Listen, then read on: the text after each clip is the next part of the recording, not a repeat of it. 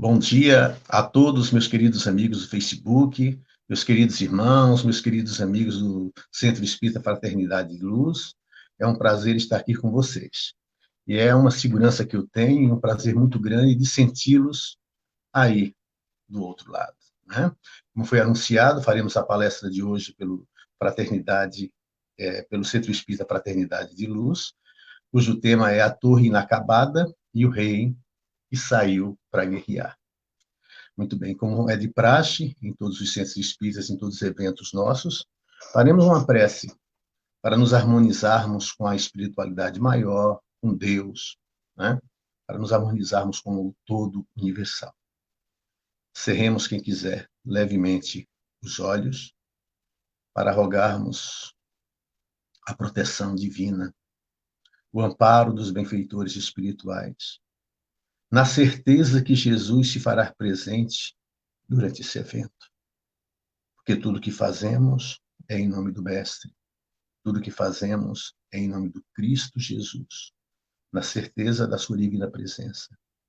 Porque estamos reunidos, mesmo em lares separados. Estamos reunidos pelo pensamento e pelo sentimento, em nome de Jesus. E ele vai se fazer presente em nosso meio, em nosso coração, dando-nos a devida segurança e sustentação para o que virá. E assim, nessa certeza e rogando as bênçãos de Deus, nosso Pai, damos por iniciada a palestra de hoje. Que assim seja, graças a Deus. Minhas irmãs, meus irmãos cristãos, que Deus, nosso Pai, que é o Santo Espírito do Universo, nos abençoe.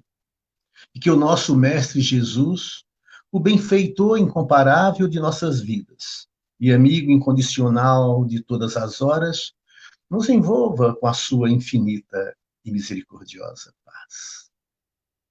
Conta-se que quando o ínclito codificador da doutrina espírita, Allan Kardec, estava separando todo o material para a codificação da terceira revelação, para a codificação da doutrina espírita, certa noite, ele leu um artigo de uma revista, onde ficou sabendo por aquele artigo que Lutero, o grande reformador do cristianismo, uma noite havia se desdobrado e um anjo enviado de Deus o havia levado em desdobramento para conhecer Jerusalém celeste, para conhecer o lugar dos eleitos, o céu da teologia.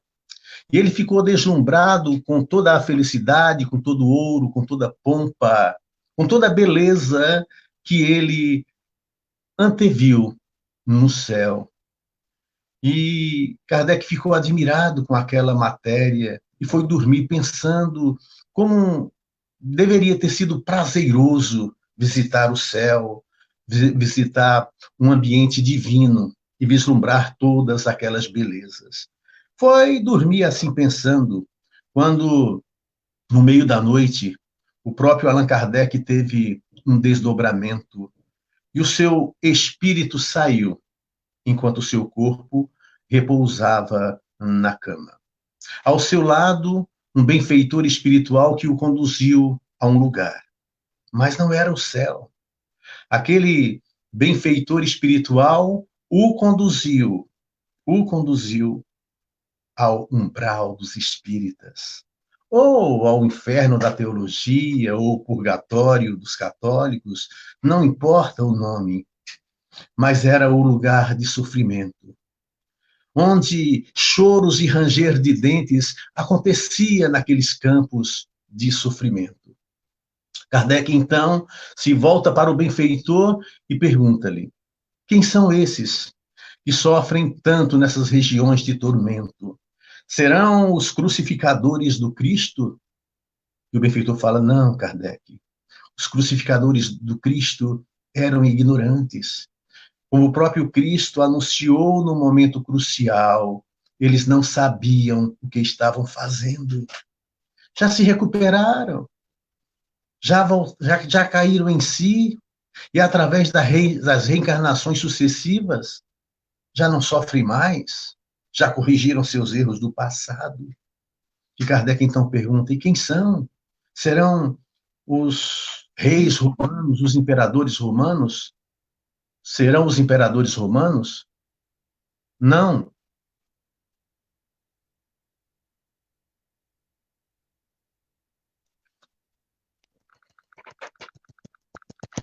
O que foi, pelo amor de Jesus? Está funcionando, pode continuar.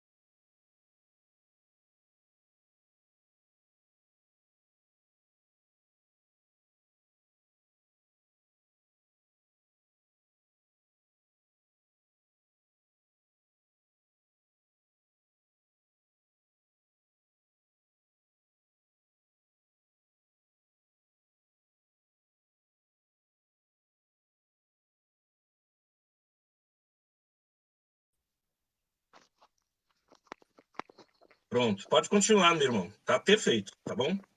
Oi. Oi, Gesualdo. Tá ótimo, tá todo mundo te vendo. Gesualdo. Aí, tá ótimo. Tá ouvindo, Alexandre? Pode continuar. Alô? Já tá online, Tá viu? ouvindo, Alexandre? Todo mundo, sim. Ah, Estamos ouvindo, pode dar sequência. Tá online no Face, pode continuar. não, eu não posso dar sequência, Alexandre. Eu vou ter que começar novamente. Eu perdi o Tá fio bom, da meada. tá bom, Tá bom? tá bom.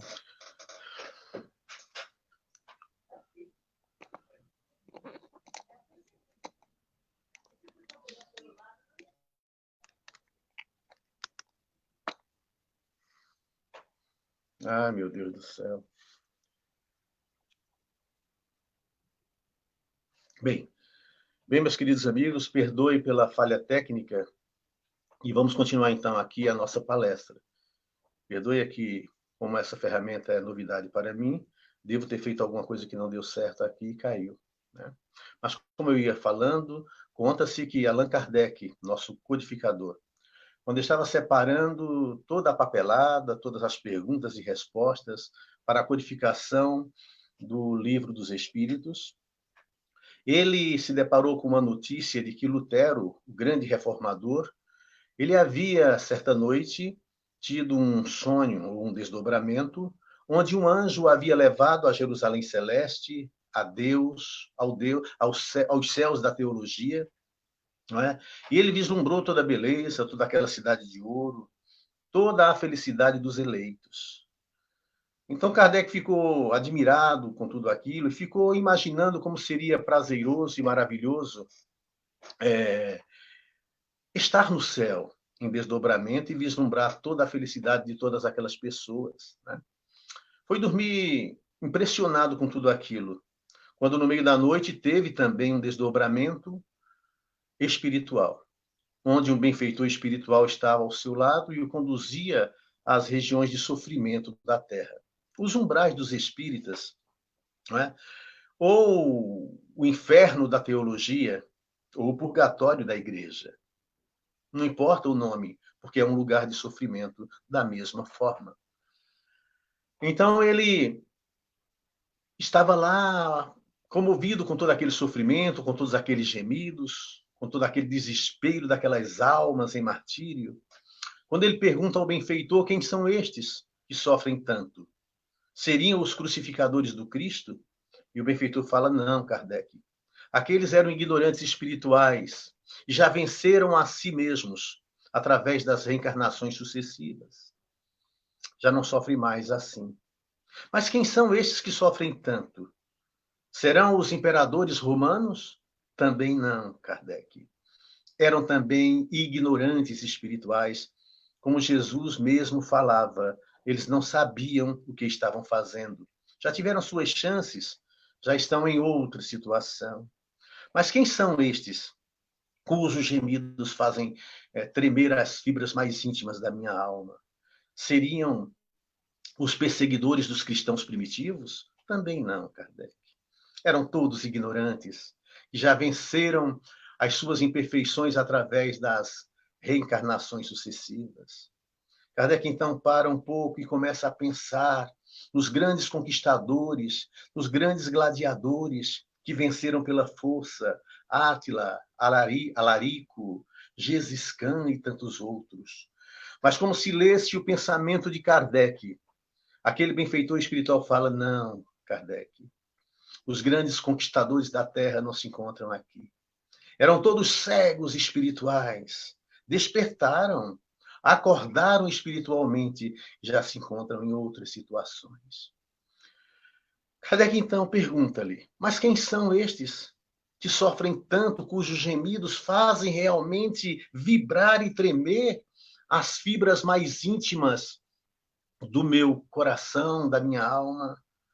E o benfeitor fala: são aqueles, Kardec, que foram educados na doutrina do Cristo. São aqueles que conhecem o caminho da porta estreita, mas não deram ouvidos. E deliberadamente, às vezes até conscientemente, enveredaram pelo caminho da perdição, pelo caminho da porta larga, sabiam dos conhecimentos do Cristo, mas não praticaram. Sabiam dos ensinamentos do Cristo, do que deveriam fazer para vencer a si mesmos, mas não deram ouvidos. São estes, Kardec, cujos gemidos se fazem também sofrer. Kardec, então, volta para o corpo físico. Fica impressionado com aquele sonho que tivera. E na manhã seguinte, influenciado por esse despertar, por esse desdobramento, Kardec, então, elabora a pergunta 642 de O Livro dos Espíritos, onde ele pergunta: para agradar a Deus e assegurar sua posição futura, uma posição boa futura, bastará ao homem na terra não fazer o mal? E a resposta é não. Não. Cumpre-lhe fazer o bem no limite de suas forças, porquanto responderá pelo mal que haja resultado, que houver ocorrido pelo bem que ele deixou de fazer. Então, meus queridos amados, quando eu li esse questionamento, se basta ao homem da terra não fazer o mal, a resposta é muito incisiva e forte para todos nós cristãos e espíritas cristãos. Não, não basta não fazer o mal. Não fazer o mal é a obediência aos mandamentos de Moisés. É uma obrigação de todo cristão que cumpre a primeira revelação, que cumpre o primeiro mandamento, que é não fazer o mal a ninguém. Não fazer ao outro o que você não gostaria que fizessem a você. Não fazer. Não, a resposta é clara. Não basta não fazer o mal. Cumpre-nos fazer o bem. Agora, ouçam a resposta. No limite de nossas forças. Porque eu serei responsável pelo mal que acontecer por um bem que eu deixei de fazer. Estamos numa situação difícil. Porque quem de nós faz o bem no limite das forças? Eu fico panoramicamente olhando os cristãos da Terra, inclusive eu incluo no meio. E quem de nós faz o bem no limite das forças? Quem de nós? Sempre os instintos físicos falam mais alto e sempre caímos pela influência da matéria, do mundo, dos prazeres efêmeros, que Jesus tanto condenou. Meus amados, um mal que acontecer pelo um bem que eu deixei de fazer, tive a oportunidade de fazer e não fiz, eu serei responsável por ele. Então isso é muito grave. Isso é muito grave. Exemplo, se eu estou passando na rua e vejo uma tábua com um prego no meio da rua, e eu não tirar, não remover aquele empecilho, aquele prego que poderá furar algum pneu, e dizer, mas isso não é problema meu, não foi eu que coloquei essa tábua aí. Eu não estou passando de automóvel, qual é o problema para mim isso aí? Não foi eu que coloquei. Muito bem. O bem que eu estou deixando de fazer, de retirar aquela tábua do meio do asfalto, é um grande mal para mim. Porque se passar um automóvel na sequência, carregando alguém que está sofrendo, que está enfermo, e que o tempo é precioso para salvar-lhe a vida, e aquele prego furar o pneu e atrasar a viagem, e aquele irmão sucumbir por causa disso, eu serei responsável pelo bem que eu deixei de fazer. Então, isso é grave. Nós devemos fazer o bem no limite das nossas forças.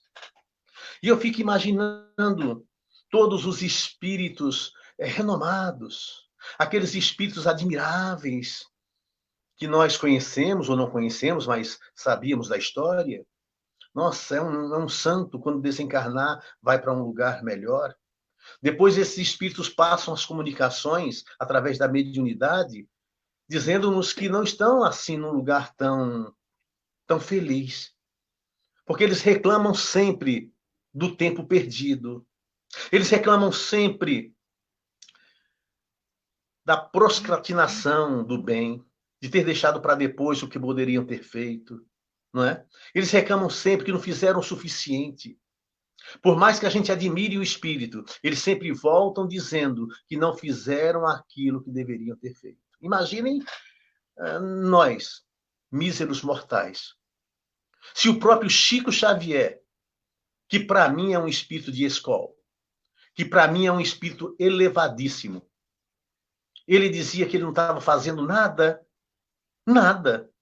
que ele era um cisco para a espiritualidade, tirava o Fran do nome dele, ficava cisco, que ele era a pulga dos leões que matavam os cristãos na arena primitiva. Se o próprio Chico Xavier dizia que não estava fazendo nada, se o próprio Sócrates falava que o que ele sabia era que nada sabia, imagine nós. E Chico sabia o que ele estava fazendo. Realmente ele sabia que por mais que ele fizesse, ainda era pouco. Então, eu lhes asseguro, meus irmãos, o caminho espiritual cristão é um caminho muito difícil. Eu costumo dizer que o caminho espiritual proclamado por Jesus é o lume, é o fio da espada, né? É a senda do fio da navalha. É difícil permanecermos nele. Mas aí alguns espíritas chegam e dizem, não, mas é que nós somos imperfeitos mesmos, que isso e aquilo, que é assim mesmo, é um processo reencarnatório, nós vamos voltar muitas vezes e tudo bem nada. Tudo bem nada. Nós vamos voltar muitas vezes para esse vale de lágrimas. Se a gente sabe, se quando vencermos tudo que devemos à Terra, as influências materiais, a gente não precisará mais reencarnar, não é? Não precisará mais reencarnar. E nos livraremos daquela chamada segunda morte do Apocalipse. A gente sabe disso, mas não faz nada. Então, aqueles que sofriam nessa visão de Kardec, aqueles que sofriam barbaridades, são exatamente aqueles como nós, que sabemos o que deve ser feito e, não sei, negligenciamos, não fazemos. É grave. É grave. A nossa realidade espiritual, meus amados, não é muito boa. A nossa realidade espiritual não é boa. Nós temos 97% da nossa essência divina, porque somos filhos de Deus, engarrafada no ego. Só temos 3% da nossa essência livre, porém adormecida. Está adormecida. Precisamos acordar espiritualmente esses 3%, que vai ter uma força incomensurável para desintegrarmos o ego e liberarmos a nossa essência que está engarrafada. Ah, Jesus falou tantas vezes, que aquele que não quiser ir para seguir após ele tem que negar a si mesmo, pegar a sua cruz e segui-lo. Mas vocês sabem o que é seguir a Jesus? Como ele mesmo disse, não é colocar uma Bíblia debaixo do braço e clamar Senhor, Senhor, não, não. Mas aqueles que fazem a vontade do Pai. E eu já vi em diversos trechos das Escrituras Sagradas que elas primam para que nós realizemos a vontade do Pai. Nós estamos vivendo, estamos encarnados, estamos na Terra para fazermos a vontade do Pai. E não a minha, mas eu faço a minha. A minha vontade é a vontade do ego, mas eu faço a minha. E muita gente, até os espíritas mais assim, atualizados, eles falam que é normal isso.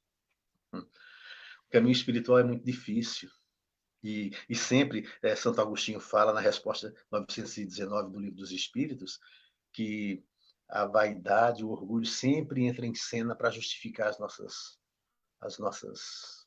erros, os nossos equívocos.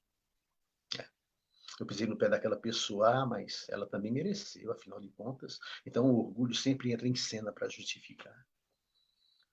E não seguimos nunca, ou quase nunca, não é? Não ser tão radical, os ensinamentos do Cristo. É muito difícil.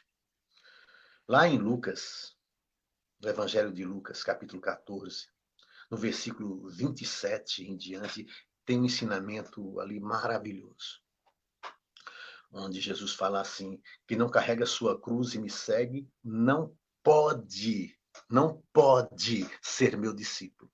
Não pode. Não pode ser meu discípulo. E aí ele vai dizendo assim, quem de vocês não vai construir uma torre, palavras de Jesus, mas não se senta para fazer um projeto, para ver se o orçamento, para ver se o dinheiro vai dar, né? Para contratar os empregados certos, os funcionários corretos, né? Para que não aconteça que vocês comecem a construir a torre e na metade da construção pare, não consiga seguir adiante. Então, outros dirão, olha, ele começou a torre e não conseguiu concluir. Ou então, qual é o rei? Jesus continuando a partir do versículo 27 do capítulo 14 de Lucas. Ou então, qual é o rei que vai sair para guerrear com outro rei? Né? Mas não calcula, não faz um projeto, não se senta para pensar sobre aquilo. Ou se seus 10 mil homens vai dar conta de vencer os 20 mil homens que estão a caminho. Porque se ele não for dar conta, ele mandará uma comissão de homens para lá para fazer um acordo com o inimigo que está chegando. Se ele não for dar conta de 10 mil homens vencer os 20 mil que está chegando, ele vai fazer um acordo de paz. Porque se ele não se preparar, ele vai sucumbir, ele vai perder. Então, Jesus vai continuando, né? E ele faz ele vai lá no capítulo 33 e ele fala o seguinte, olha: quem não renuncia a tudo que possui, não pode ser meu discípulo. Quem não renuncia a tudo que possui, não pode merecer o reino dos céus. Aí muita gente pega pela letra que mata, e não pelo espírito que vivifica, e acha que é renunciar ao conforto, à casa, aos bens que conquistou através da lei do trabalho. Não é nada disso. Né? Que não renuncia aos bens que possui, aos bens que o meu ego acha que é bom, aos defeitos que eu tenho e que até gosto de tê-los, né? Ao meu ego, que eu dou vazão a ele o tempo todo e nem me dou conta, né? A porta larga e convidativa do mundo são os bens que eu possuo, é aquilo que eu valorizo, é aquilo que eu valorizo. Porque Jesus não condenou os bens materiais. Não, ele disse que até viriam como acréscimo. Ele só condenou a prioridade que nós damos às coisas. Buscar, em primeiro lugar, o reino dos céus e sua justiça, porque as demais coisas lhe serão acrescentadas. Mas a gente inverte aqui na Terra e a gente busca primeiro as coisas do mundo. Quando eu estiver mais velho, vou me dedicar às coisas espirituais. Outro, quem sabe, na próxima encarnação. Não sei. Não sei se eu vou ser merecedor de reencarnar na Terra novamente. Quem sabe? Você está vendo um processo de separação do joio e do trigo? Eu sou joio ou eu sou trigo? Só porque eu sou espírita, faço algumas palestras, faço alguma coisinha aqui e ali, que não chega nem aos pés do que o Chico Xavier fazia. Mas o Chico Xavier... Não, mas o Chico Xavier é o quê? O nosso contemporâneo. Comia feijão e arroz do mesmo jeito. Tinha as mesmas dificuldades que eu tenho, até mais. Debilitado fisicamente, sem recursos financeiros para nada, doente o tempo todo, dormindo 3, 4 horas por noite para psicografar e deixar esse legado todo para a humanidade? Não, Chico Xavier era humano. Mas Chico Xavier vencia a si mesmo. Mas ele, mesmo assim, ele dizia que não estava fazendo muita coisa. Que ele era um cisco. Então ele está me dando uma lição quando ele diz isso. Chico Xavier me dá uma lição. Bezerra de Menezes fala que o que mais corrói, o que mais faz sofrer as almas quando desencarnam é a percepção do tempo perdido. É a percepção do tempo perdido, meus amados. Isso é grave. Isso é grave. Né? Então, para eu seguir a Jesus, como Jesus mesmo fala na torre inacabada e na história do rei que saiu para guerrear, eu tenho que fazer um projeto, eu tenho que sentar e pensar se vale a pena seguir a Jesus. Vale a pena ser cristão? Não adianta dizer que sou cristão. Não adianta. Eu tenho que seguir os passos dele, senão eu não sou digno. E seguir os passos é o quê? Seguir a doutrina, seguir os passos que ele deixou, seguir todos os ensinamentos que estão escritos. Né? Mas eu estou sempre procrastinando, deixando para depois, prorrogando o meu avanço espiritual. Não é? Parece que as coisas do mundo não são muito mais prazerosas. É difícil. A gente entrega a nossa vida e a nossa vontade aos cuidados de Deus, principalmente quando estamos mais vulneráveis a isso, frágeis de alguma forma. Mas quando melhoramos, pegamos de volta. Às vezes, quando a gente está sofrendo determinada situação, a gente faz tudo. E de coração mesmo. A gente se entrega a Deus. Se entrega mesmo. Mas quando melhoramos, esquecemos. Entregamos a nossa vida ao Criador, a Jesus, e depois pegamos de volta quando as vacas gordas começam a acontecer. Na época das vacas magras, entregamos. Na época das vacas gordas, pegamos de volta. E a maioria de nós todos somos assim. Lembro da história hilária daquele homem que foi comprar um presente para sua mãe no Dia das Mães num shopping de São Paulo. Vejam só. Veja se ele vai conseguir achar uma vaga. Não acha no Dia das Mães uma vaga no shopping. Ele, desesperado, já faz mais de meia hora que ele anda pelo estacionamento do shopping sem encontrar uma vaga, começa a ficar nervoso. E aí ele para o carro numa daquelas ruas do estacionamento e olha para cima e diz assim: Senhor, me ajude a achar uma vaga. E eu prometo, e se eu achar uma vaga, nunca mais eu vou trair minha esposa. Quando ele abre os olhos e baixa, como um milagre, ato contínuo a sua rápida prece, um carro à sua frente começa a liberar uma vaga. Então ele olha para cima novamente e fala: não precisa se preocupar, meu Deus, eu já achei a vaga. Não é? E damos e tomamos, porque a porta do mundo é muito mais convidativa. Só que o futuro é uma incógnita. Eu não sei o que vai me acontecer daqui a pouco. E o que é que eu tenho na mala? Porque nem o corpo é meu, isso vai ficar. Tudo vai ficar, nada é meu. Nada. Meus amados, nada é nosso. Infeliz do que pensar que tem alguma coisa aqui na terra. Não tem nem o corpo. Quando morremos, diz o Eclesiastes, o corpo volta à terra que o deu e o espírito volta a Deus que o deu. Né? O espírito volta a Deus que o deu. Então, o que temos na mala para levar espiritualmente falando? Somos a luz do mundo? O sal da terra? Porque o verdadeiro cristão, para eu me autodenominar cristão, eu tenho que ter as características de um sal. De luz. E luz sobre o velador, e não embaixo do velador. Porque a luz embaixo não ilumina nada. Jesus continua lá em Lucas 14, que eu acho lindo, essa passagem, essa metáfora que ele faz sobre a vida espiritual e sobre como segui-lo. No versículo 34, ele fala que o sal é uma coisa muito boa.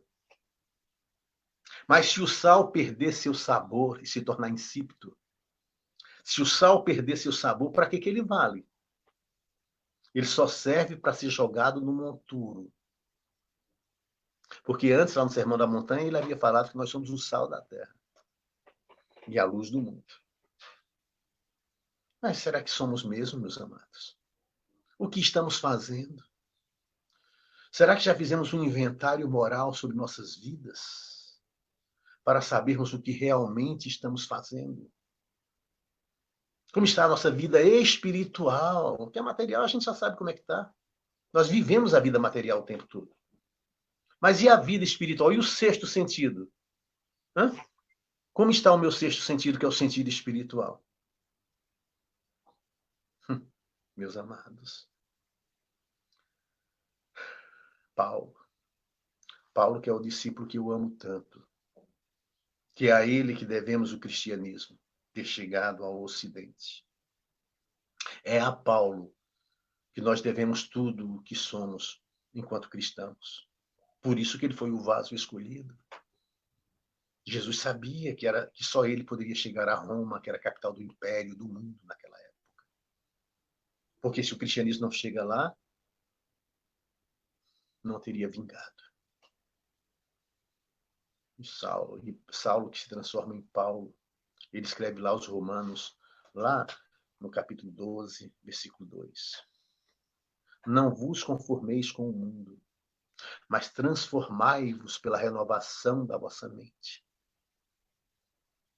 Não vos conformeis com o mundo, mas transformai-vos pela renovação da vossa mente, para entender qual é a boa, perfeita e agradável vontade de Deus. Olha a vontade de Deus aí de novo. Olha a vontade de Deus aí, para entendermos qual é a boa, perfeita e agradável vontade de Deus, para fazermos a vontade de Deus e não a nossa. Então, não devemos nos conformar com o mundo. A vontade do mundo ou a minha é uma. Mas temos que entender qual é a boa, perfeita e agradável vontade de Deus para fazermos a vontade de Deus. Até no Pai Nosso, ele fala, seja feita a vossa vontade, assim na terra como no céu. Pai, afasta de mim esse cálice, mas seja feita a tua vontade, não a minha. A vontade de Deus está nas Escrituras Sagradas o tempo todo, e a gente não faz. E a gente faz a nossa. É a nossa vontade que conta. Não vai dar certo. Não vai dar certo. Toda vez que eu faço a minha vontade, dá errado. Toda vez que eu faço a minha vontade, dá errado. É a vontade do ego. Né? Então, devemos combater o bom combate, que é aquele combate mais difícil que existe, que é conosco mesmo. Grande Paulo. Grande Paulo. Mas a gente vive do egoísmo. A gente pensa muito em nós mesmos, em detrimento do próximo.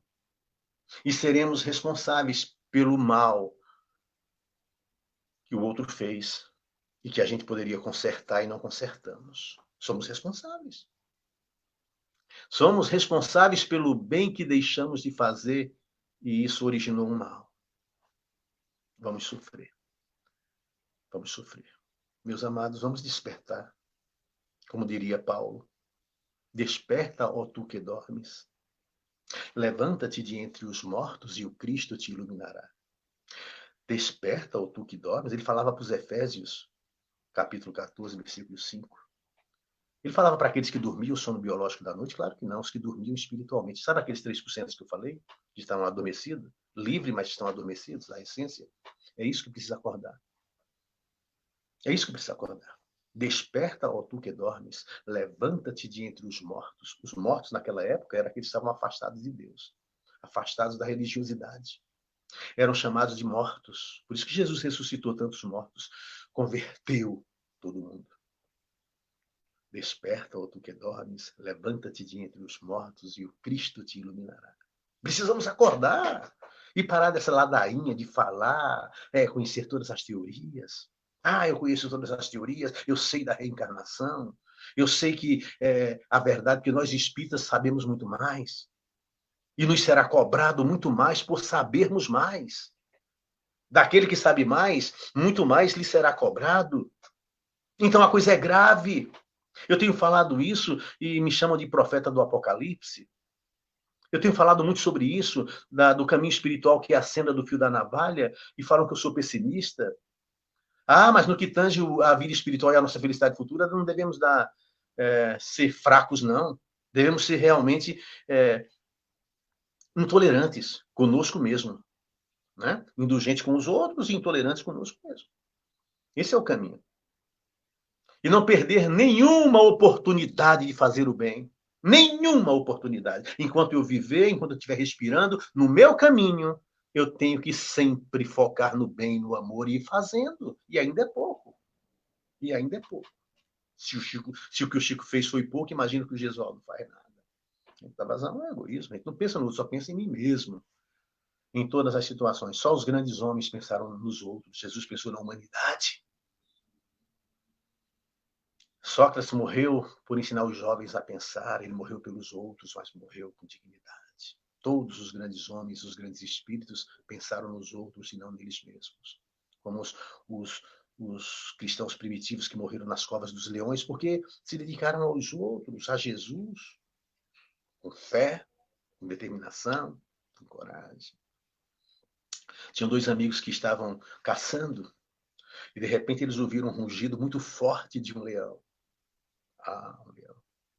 E, de repente, o rugido foi se aproximando. O leão estava se aproximando deles. Enquanto um deles se senta, pega na mochila um tênis, tira os chinelos que estava usando e começa a calçar o tênis. Aí o outro fala, você acha que se você tiver de tênis,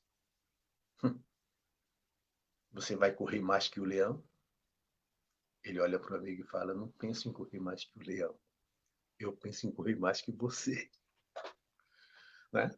É aquele negócio, aquela história de pensar somente em nós mesmos.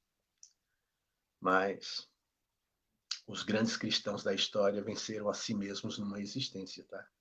Não adianta dizer eu tenho as reencarnações para frente para pensar. Eu tenho que para pensar é nessa agora que eu estou vivendo. Essa que conta. Eu não sei como vai ser as próximas. Não sei, ninguém sabe.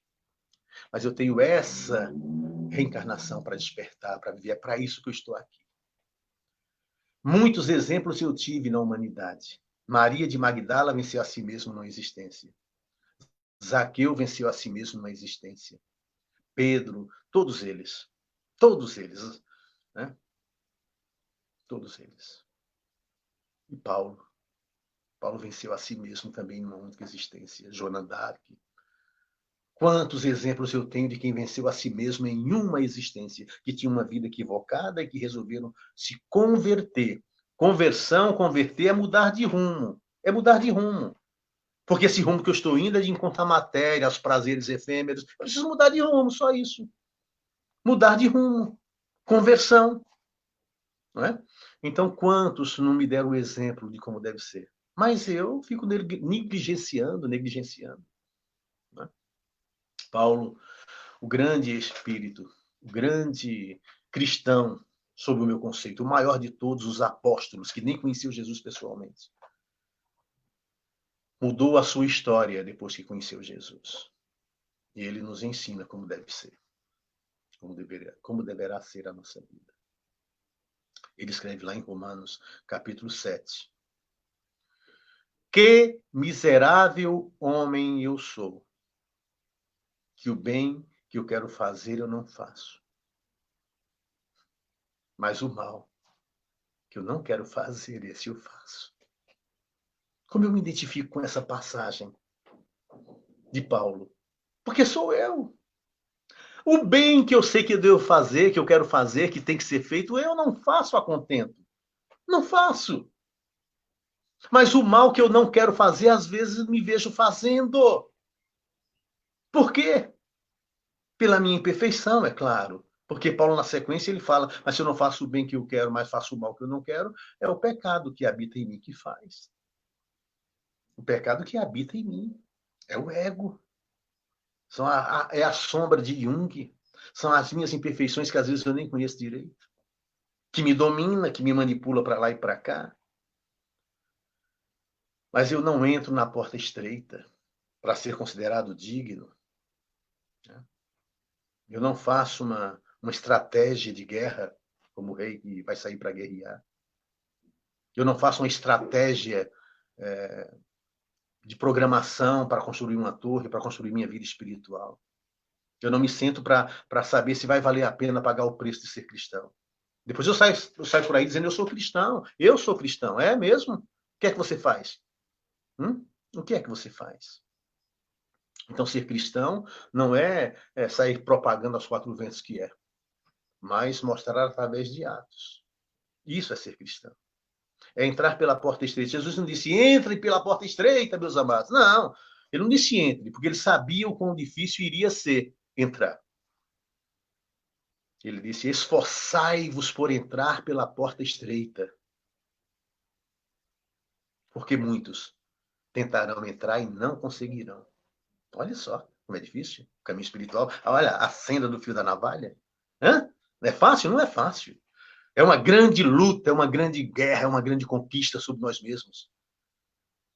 Esforçai-vos por entrar pela porta estreita, porque muitos tentarão e não conseguirão. Porque larga é a porta da perdição, a porta dos sentidos físicos, olfato, paladar, tato, audição, visão.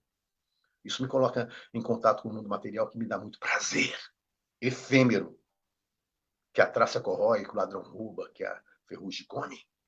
Eu vou dando vazão a tudo isso. Né? Porta estreita. Eu escrevi a porta estreita que eu quero compartilhar com vocês. A porta estreita diz assim: ó Senhor, me ajude a discernir o caminho que devo caminhar, que meu anjo possa me intuir e que eu tenha os ouvidos de ouvir para acertadamente optar. Abrangente é a porta do prazer, tão estreita é a porta do amor. Que eu tenha olhos para ver, que os perigos que eu possa antever, que eu ande nos passos do Senhor. Ó Senhor, me dê sabedoria para escolher o caminho da verdade.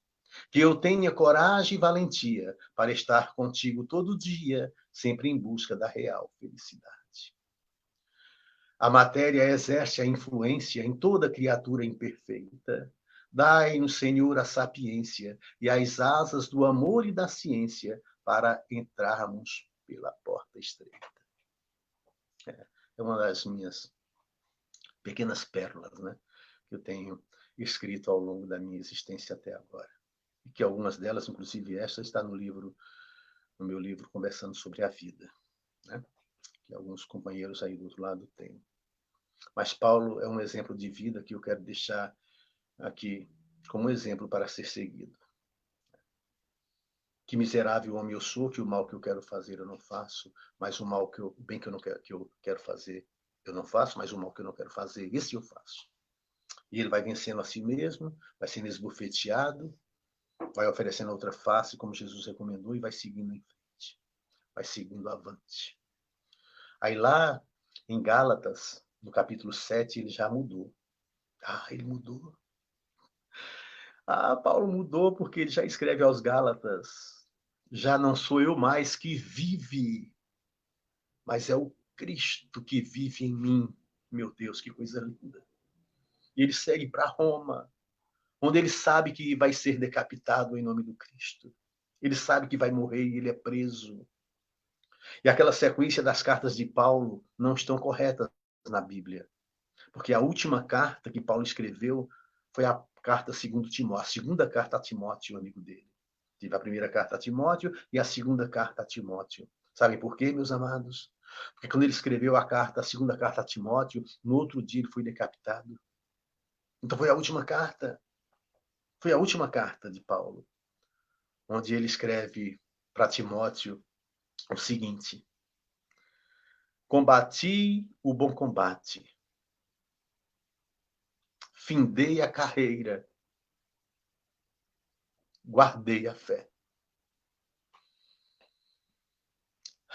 Combati o bom combate, findei a carreira, guardei a fé. Porque Paulo sabia que o bom combate é o combate dele com ele mesmo, porque o mau combate é do homem com o outro. Isso Paulo nunca fez. Ou fazia antes de ser Paulo, mas Saulo. Combati o bom combate. Findei a carreira, porque ele sabia que não ia ser decapitado. Guardei a fé.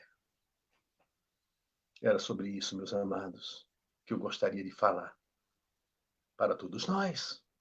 Mas eu não gostaria de falar para vocês, mas para todos nós. Porque os ouvidos mais próximos da minha boca são os meus. Ai daquele que sabe e não faz. Que tenhamos força para vencermos a nós mesmos. E eu quero terminar esta live, que já demorou muito. Já peguei muito do tempo de vocês. Fazendo como eu tenho feito sempre, aquela despedida escocesa de uma Escócia medieval, camponesa ainda. E os amigos queridos que se despediam uns dos outros diziam mais ou menos assim: que o vento sempre sopra em suas costas, te impulsionando avante. Que o sol sempre brilha em seu rosto, iluminando seus passos e levando luz e alegria à sua vida, às vezes difícil. Que a chuva sempre caia em seus pastos e até nos encontrarmos de novo, virtualmente ou pessoalmente. Que Deus o tenha ou que Deus a tenha, tranquilo e suave na palma de sua mão. Muito obrigado a todos. E perdão pela falha técnica do começo. Que Deus abençoe a todos. Vamos agradecer a Deus, cerrando mais uma vez levemente os nossos olhos, para agradecermos a Deus por esses instantes, pedirmos perdão por tudo que já fizemos de errado e rogando a Deus que abra os nossos ouvidos espirituais para que possamos atender ao chamado do bem, ao chamado do amor. Porque é isso que vale, porque é isso que fica. Mas para não me alongar muito mais nas palavras, eu quero deixar as palavras como encerramento do padre José Silvério Horta, que passou pelas mãos darivosas de Chico, o Pai Nosso em verso e em prosa. E é com esse Pai Nosso em versos e prosa do padre José Silvério Horta que eu quero encerrar. Pai nosso que estais nos céus, na luz dos sóis infinitos, Pai de todos os aflitos nesse mundo de escarcéus. Santificado, Senhor, seja o teu nome sublime, que em todo o universo exprime concórdia, ternura e amor. Venha ao nosso coração o teu reino de bondade, de paz e de claridade na estrada da redenção. Cumpra-se o teu mandamento que não vacila e não erra, no céu como em toda a terra de luta e de sofrimento. Livra-nos de todo mal, dai-nos o pão no caminho, feito na luz do carinho do pão espiritual. Perdoa-nos, meu Senhor, os débitos tenebrosos de passados escabrosos de iniquidade e de dor. Auxilia-nos também nos sentimentos cristãos a amar nossos irmãos que vivem longe do bem. Com a proteção de Jesus, livra nossa alma do erro nesse mundo de desterro distante da tua luz, e que a nossa ideal igreja seja o altar da caridade, onde se cumpre a vontade do teu amor. Assim seja. Assim seja. E um ótimo domingo a todos. Fiquem em paz.